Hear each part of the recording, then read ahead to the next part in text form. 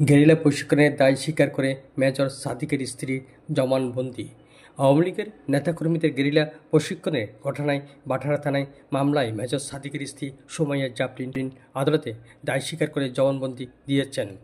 মঙ্গলবার Dhaka metropolitan magistrate Sarah Farzana হকের আদালতে তার জবানবন্দি রেকর্ড করেন। ওই দিন রিমান্ড শেষে তাকে আদালতে হাজির করা হয়। এই সময় তিনি স্বেচ্ছায় স্বীকারোক্তিমূলক জবানবন্দি দিতে সম্মত হন। পরে মামলার তদন্ত কর্মকর্তা ডিবির গুলশান বিভাগের পরিদর্শক মোহাম্মদ জাহিদ হোসেন তার জবানবন্দি রেকর্ড করার আবেদন করেন। মামলার বিবরণী থেকে জানা যায়, গত 8 জুলাই বসুন্ধরা সংলগ্ন কেবি কনভেনশন সেন্টারে নিষিদ্ধ ছাত্রলীগ একটি গোপন বৈঠকের আয়োজন করে। সকাল 10টা থেকে সন্ধ্যা পর্যন্ত অনুষ্ঠিত বৈঠকে নিষিদ্ধ ছাত্রলীগ, আওয়ামী লীগ ও অবসরপ্রাপ্ত সরকারি কর্মচারীরা মিলে 300 থেকে 400 জন অংশ নেন।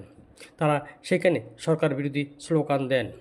তারা ঢাকার শাহবাগ মোড় দখল করে দেশে অস্থিতিশীল পরিস্থিতি এবং জনগণের মধ্যে আতঙ্ক সৃষ্টি করে দেশে শেখ হাসিনার প্রত্যাবর্তন নিশ্চিত করবেন। এই ঘটনায় 13 জুলাই বাটারা থানায় এসআই জ্যোতির্ময় মণ্ডল সন্ত্রাস বিরোধী আইনে মামলা করেন।